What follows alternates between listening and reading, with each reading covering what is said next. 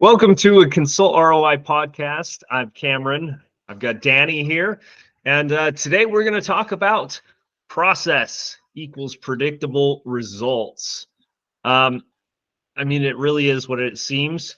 And as simple as it seems, because of the fact that most people neglect this as the most vital key part of getting their business to where they want it to be. Every time that you are wondering why things aren't happening the way they are, or you can't figure out why, or you think that it's just something simple like, oh, hey, I just can't find decent employees, I can't do this. Look at your processes. If you do not have predictable processes, you have no way on figuring out what the predictable problem is that you need to solve to overcome to get to that thing. A lot of the time, it is not them, it is you. Being the leader in that, a lot of it does fall on your head, and a lot of it is basically just a matter of you're not attracting the right kind of people for your organization and your culture that you're trying to obtain in order that you need, frankly, in order to scale.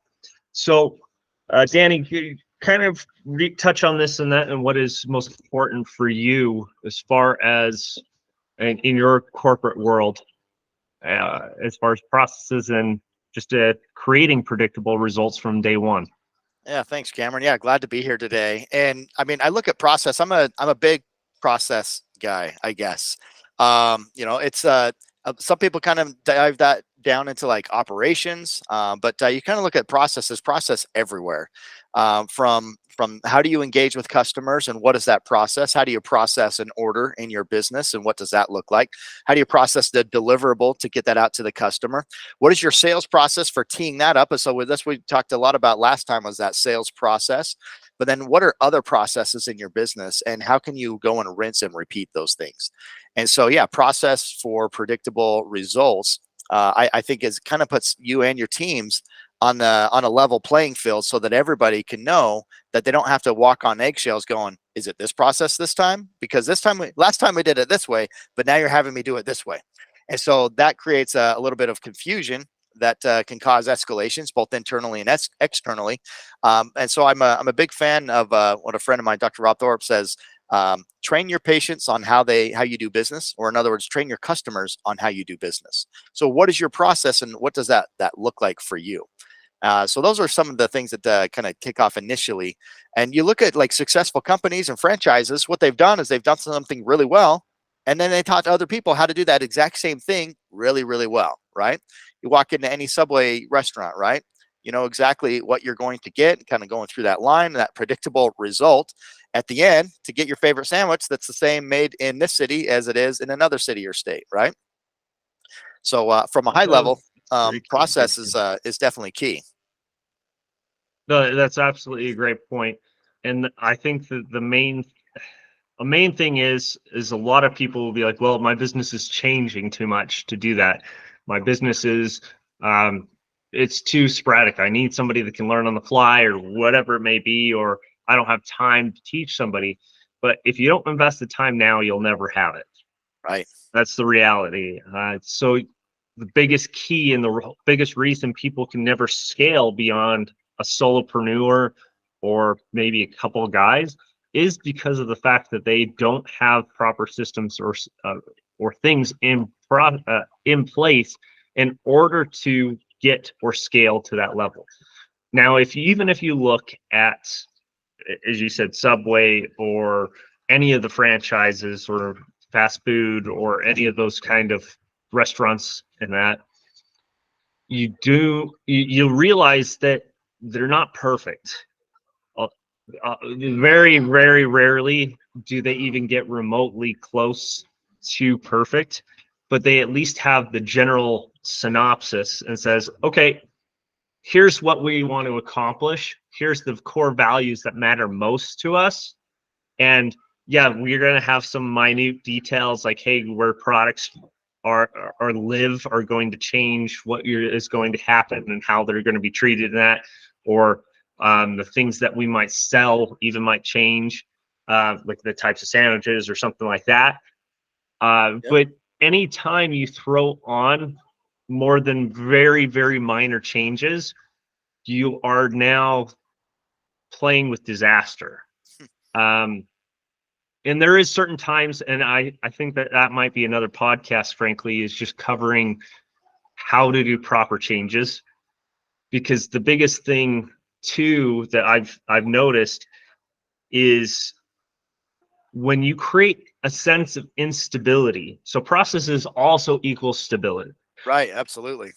And when you do not have stability for yourself, for your family, for your employees, or anything else, people don't stay where they don't feel secure. That's Right. really what it comes down to. Absolutely. So yeah, you've got to bring that kind of that safety, that peace of mind, that security.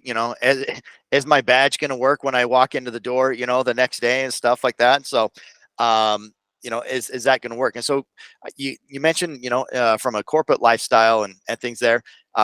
There's a Many people have heard of Lean Six Sigma. It's something that big companies do to kind of establish these processes to cut costs and increase productivity, eliminate waste, and things like that.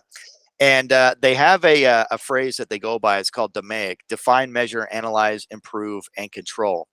And with that whole process, it's really just finding out like what's the state of where you're at right now, and then how can you measure that. So to your point, are you bringing or introducing changes into your organization?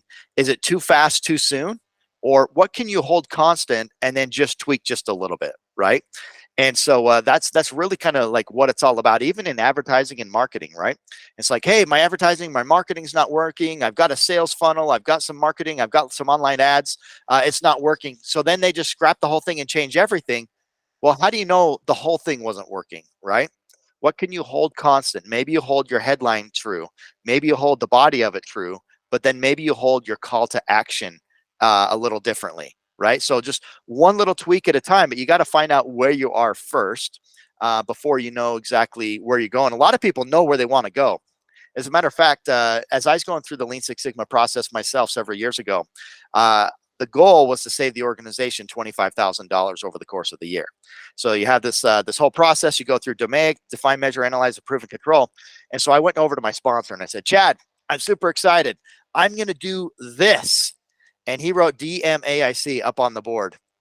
And he just smiled at me and he looked at me. He's like, hey, that's a great idea. I really like where you're going with this. And then he underscores the I. I is 2/3 the way done. He goes, what you're doing is you started out with the solution and you started almost at the end. You're just started at the improve phase. He goes, what about define, measure, and analyze first? It's like, oh man. But I thought about like, how many times do we actually start people off with that? And speaking of sales process last week, or on our last episode, sales process, a lot of times your customers will start you out at the end of the process as well. How much is your product and why should I buy it? Right? It's like, well, you don't even know anything about it. So if I just give you a price, it doesn't even matter. It could be $1 million. It doesn't even matter because there's no value in just that number. And so how do we bring them back to the start of our process? And so that's where it's important to have that defined process and then teaching your customers on how you do business with them so that you can lean into where they're at, meeting customers where they're at, right? If they're going to start us at the end of the process, lean into that, ask a few qualified questions, and then bring them back to the start of that process. Thoughts on that? Absolutely. So anytime, I absolutely agree with you on a lot of different levels. And everyone wants to always just get to the end because they're like, well, I just need sales. That's my problem. I just need sales. I just need sales. And I'm like, you have no processes. You have no sales. You have no scalability. You have nothing but basically a struggle to survive. And if that's where you want to keep, then keep doing what you're doing. Right. But if you, and so again, processes or lack thereof, for that matter, yes, create predictable results. Right, exactly. If it's a complete train wreck, you can guarantee you're going to have an outcome of a complete train wreck again, right? If you don't have this stuff established. Well, and even I lived in a state of chaos for a long time, and that, especially when I first started, because I didn't really understand. I understood processes inside my own head. I understood how to get things done. I understood how to guide somebody through that process. of like, hey, this is where I'm different. This is the value that I can provide for you. And with Fortune 500, that realm, it's a lot different. It's a lot more logical, black and white conversation. Either A, you can do the work or you can't. What, and B, what is the price? And Right. and that's really it. But you have to understand that you are dealing with consumers and you're also dealing with smaller scale regardless. And even at the high level, people like they did start forgetting it in a lot of organizations, and you start realizing how quickly their sales deteriorate. And technical sales in that and technical service, like for example, HVAC, right? Or plumbing or electrical in that. Either you need electrical or plumbing in that, or you don't. However, the person that really wants to scale effectively, because like I can go out right now and find 20 different electricians that are all around 40 to 85 an hour. But all the good ones that everyone knows their name on, um, those guys, believe it or not, charge on average $250 to $400 an hour. Mm. Yet they like, and people know them. They know them a lot well, but by everyone's logic, they're like, oh, well, I need to be the cheapest, and so therefore, blah blah blah. This is the reason I need to price and be competitive. Um, but if you had looked at the Lean Six or and just that initial process of like, hey, no, we need to define, measure, control, and figure out what I need to do to make this experience and make this more streamlined and provide better value. So that's why those companies niche down. So they're the disaster control companies, right? Yeah, They absolutely. they have niched down. They do literally what most remodeling companies and basic other companies do, like really basic in that. Nothing extraordinary, nothing unique about it, but they've niched down, they've defined their process very, very honed in, and they've made it to where it's a very demand in niche service. It's the same thing with the plumbers and that. A lot of those guys, a lot of the time people will call them and be like, I don't care and that I'm having a flood or I need these fixed and that just it is what it is. And they still will have their own process. They'll go through and say, okay, here, I'm going to run a cable through the line and I'm going to see exactly what's going on. And what the guy was telling me on this one company, he literally, all they do, like regardless of how simple or basic it was, most plumbers, like the cheap guy, $85 an hour, right? He says, oh yeah, let me just get this busted out and everything. Goes in, busts it out in 2 seconds, and is like, oh yeah, thanks. And the homeowner's like, yeah, thank you so much. That was great. And that, and they're like, yeah, great. Just let me know if anybody else needs plumbing services. And that's pretty much Mm. how it's left. And at Right. most, if they even say, like, ask for, if they even Right. ask for referral in the first Right. place. Hmm. Um, but the guy that makes the most money, the guy that is able to charge $250 to $400 plus an hour for doing the exact same dang job, is taking extra steps. They're doing extra work that they don't always get paid for, but because they have a consistent process in place, they get consistent results and consistent additional revenue. So Yeah, what that's they're exactly right. doing, so they'll charge 85 for say just to clear that line, right? It's the 100 or $50 drain cleaning special, right? Yeah. But they know one out of every 10 or one out of every 20 in that is going to be like they'll run that line through and be like, hey, you have roots growing through. That's the whole reason you have this. And we actually need to do a whole new line. Now I can keep charging you, or and we can keep dealing with this, and you can deal with the potential of damage and blah blah blah, Yep. or we can address this and get this fixed properly. And Yeah. because of that, that simple $50 job becomes a 5,000 plus or $20,000 plus, plus the financing, plus all the other stuff that they added on. Now, obviously, there's an ethical way of doing that and an unethical way, but the Right. ethical way is like, hey, do they have the actual need? Is it actually going to solve a problem and provide a great outcome that they see as big enough pain point to be willing to act on? Right. Has the Right? customer been educated to the point where they can make an educated buying decision? Right. So along those Absolutely. ethics and everything. So, and that's again, I know I'm kind of bouncing around, but if you don't have that process and you don't understand that by doing that little extra work, you get a lot more consistency and you better serve.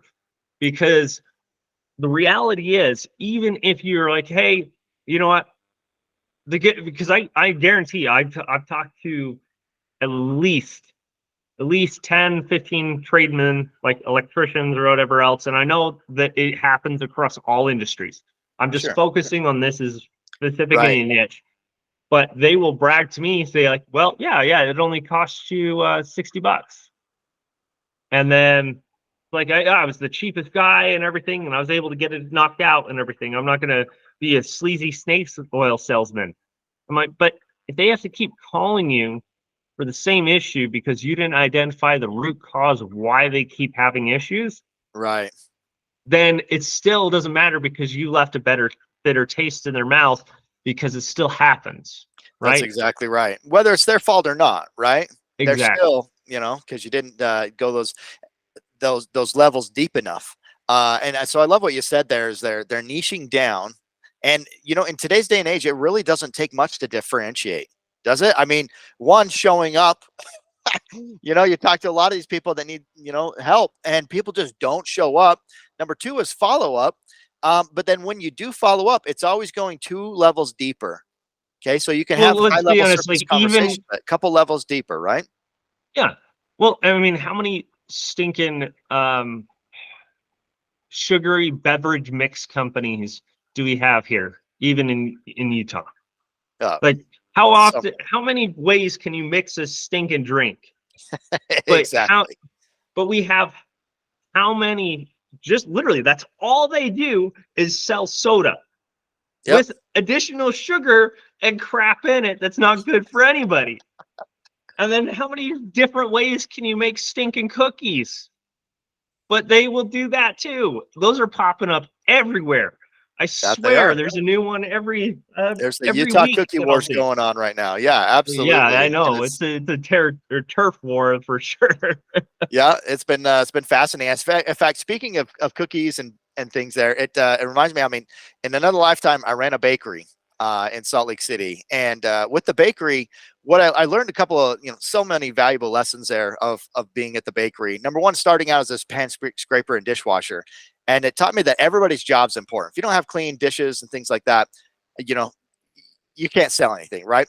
And bake anything great. But what I want to share with this when it comes to process is that we would have this sweet chocolate raspberry sweetbread. I mean, it was a bestseller. It was always delicious and everything. However, every once in a while the bakers would go rogue. And what I mean by going rogue is that at the bakery we followed what we called formulas. At home we call them recipes. So instead of like 2 cups of flour and a half cup of sugar and things like that, it's 50 pounds of flour, 8 pounds of milk, and things like that, like just on a Mhm. massive scale. And so as we go through this whole process, I'd usually get in there about 5 a.m. and I'd get the front cases ready because you need your stuff on display, right? What's the process for getting everything on display? Because that's what's gonna have that wow factor when someone walks in, smells that baked good. And bakers would come in at 9 o'clock at night and they stay till about 7 in the morning.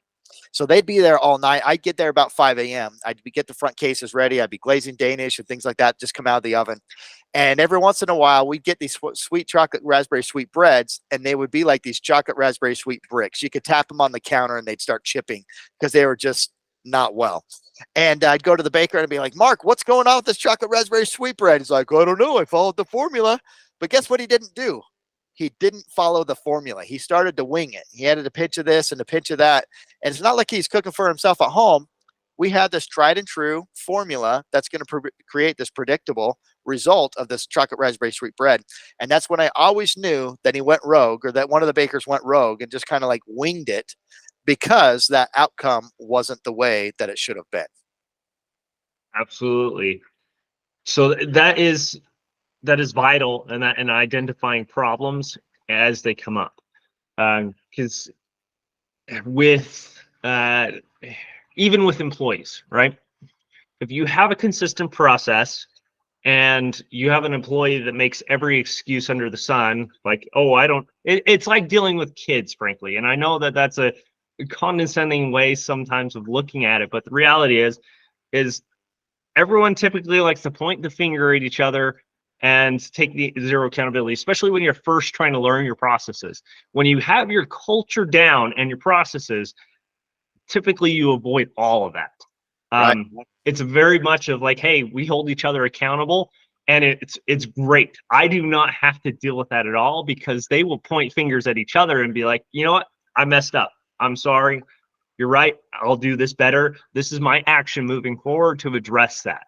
But the only way I did that or got the culture to that point is by doing the other things and by creating the simple processes and that they could follow to where not only I could identify what was going wrong and why the product wasn't fulfilled or wasn't meeting a certain quality, but everybody else could, to then point at each other and hold each other accountable to that process Right.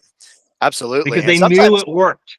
yeah, exactly, exactly, and that's what we call extreme ownership, right? With Jocko Willink. I mean, if anybody wants to see like the best example of like extreme ownership where lives are on the lines, go look up Jocko Willink TED Talk. It's about 11 minutes, and it's incredible. But you know, scaling that down to your business, yeah, when you have your team members there, it's that high tide raising all the boats. And so yeah, not coming back to the leadership or whatnot, being like, hey, your team sucks, your process is broken. They're able to help hold each other accountable. And I love that you said that, because now it allows it to self-sustain. You've got a great culture. They feel comfortable and confident that the processes are in place. And if they do that, they're going to have that result. They're going to be happier, live happier, healthier lives, as far as the terms of a healthy culture, and the experience of going to work every day. And then they're going to be dealing with customers that are going to experience that exact same thing and have that result, in that predictable um, result there, Well, and how many everybody's employees in better that, for it. even that you work with, like coworkers and stuff like that, how many of them do you deal with that will typically start the new job and either one of two things? They'll either be amped up and be ready to be like, oh, hey, I think I can suggest all these better processes or better ways of doing things.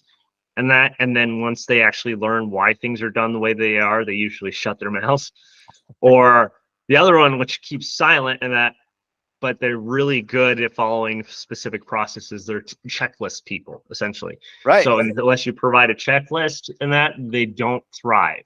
And the reality is that's most people. And even with the first guy, that like I love the innovation. I love the like go getter attitude. I love the fact that people are willing to be like, hey, yeah, I can offer all this value. I want to help and everything. But what I want to see is like, hey, can you do me a favor and do it my way first, right? Just do it my way first for a while, and that see what it is. Then we can talk about any ideas and everything on what you can see to improve. Yeah, Typically, after a absolutely. couple months and everything of them doing our process, it gets rid of that idea real quick because they start seeing, oh, that's There's why a this is. reason. That's Yes. why. Yeah, exactly. And I mean, Um, it's you do deal with that with your kids all the time. I know that I do, right? Mom and dad might know a little bit something of why they're asking you to do something a certain way. And when they want to go rogue and try it their own way, and struggles, like, we could have just saved all this hassle, right? We could have well, you just saved never all want to be that parent that is like essentially saying because I told you so. that. Oh, right. You never Absolutely. want to do that. And with this, you are dealing with equality, right? You are dealing with like, hey, your employees are just as important as you are to running the organization. It's that Absolutely. symbiotic. If you don't have one side, you are literally like Everybody's important. it's a three Absolutely. leg tables, right? And if you get rid of one, it's going to be a bad result regardless. And that is where a lot of people, I think, miss the mark. is also understanding like, hey, they're just as vital in this role and making sure.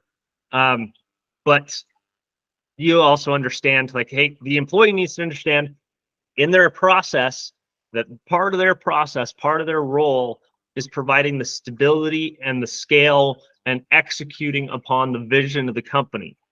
The goal of the owner himself is to create the vision and to create the roadmap for them to follow, which means processes. If you are a leader, if you are running your company, you need to know processes. That is literally your job. Um, and then you have the other people, which are just the day to day, which is actually like scaling, and that is comes down to. I would arguably say that the third leg is all your processes, all of your sales, all of the other odd and ends in that, because you can have employees, you can have a vision, right? But if you don't have all the others, that's the other part that's going to fall out. And that's why you can sometimes make it work. You can balance a two-legged table for a little bit.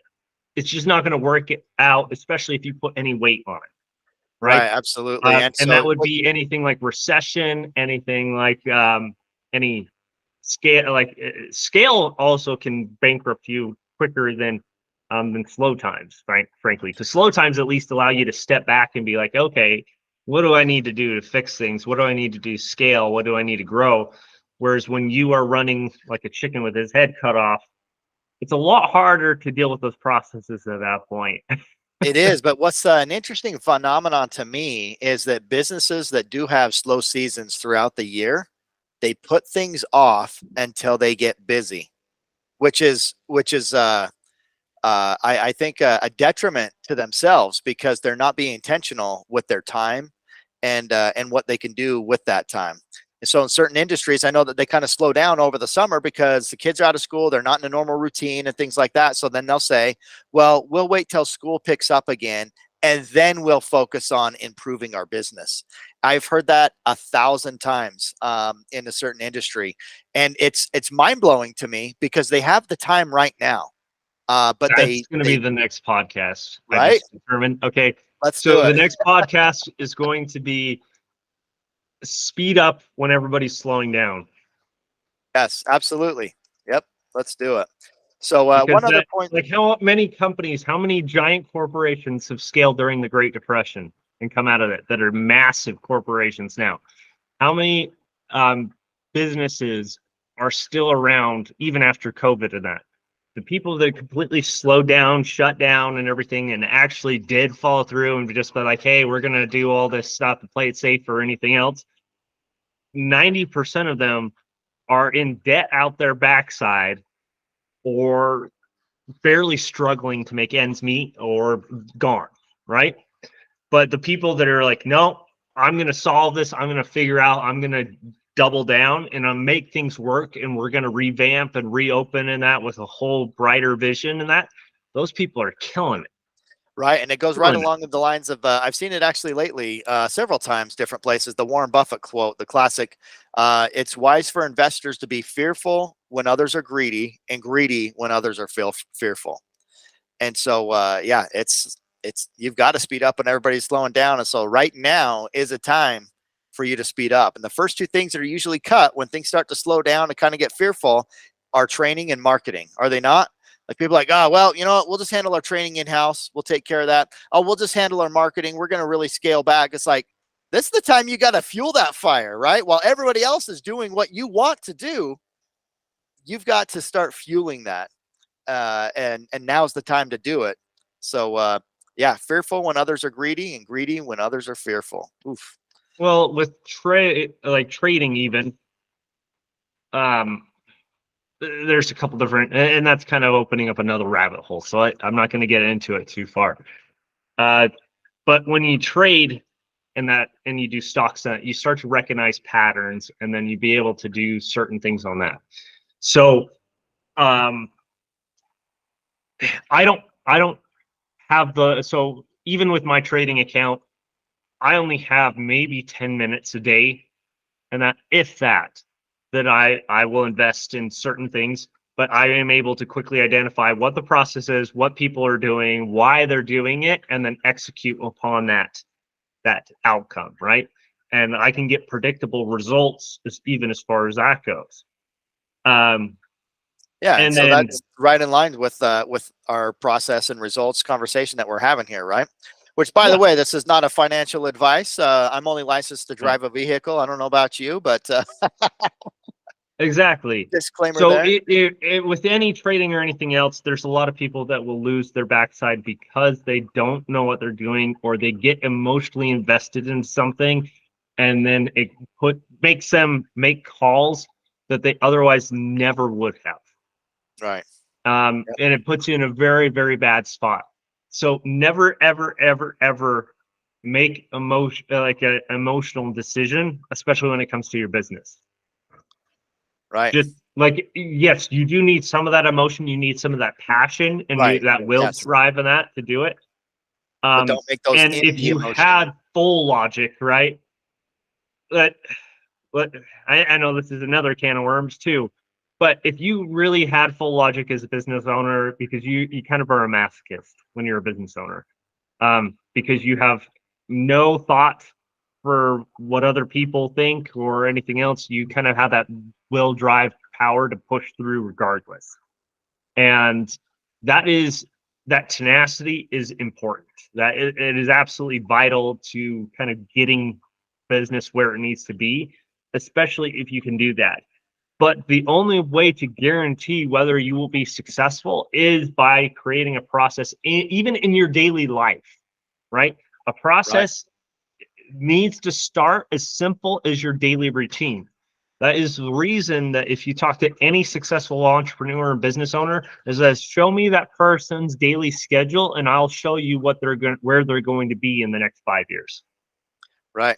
Absolutely. It all comes down to that Sometimes it's routine, and even that's in 3 months, and that I'll look at their statements and that their daily life and everything. And I'll be like, oh boy. I was like, that's a can of worms that is going to blow up in your face here soon. but Just that all because I've goes back lived to it long enough. process, right? Right. Absolutely. It all goes back to that process. Well, Cameron, this has been Absolutely. a great conversation, just about processes and really trying to get to that predictable result. Isn't that what we all want in the end? Is like, what's the end result going to be? And that's where, with Covey, I think he nailed it. Of course, begin with the end in mind, but that's also where people try to start and finish too. It's at the end, right? Without any of those ingredients in between or that process that lead up to getting to How that end point. often do they do a business plan without like even looking at how to get there or which direction they need to go to get started? If Right. if you need to go up to Canada, but you're heading south, that doesn't really make a lot of sense, and you're not gonna ever get there. Right. Yep. Like if you head south and that and end up in Canada, then I mean, I get the tip of the hat, but you sure made your life difficult. Took the long way, that's for sure. Yep. But absolutely. So I appreciate everybody's time today, and hope you got some value out of it. Make sure you join us next week for again speed up when everybody's slowing down. Thanks. Have a great day. See ya.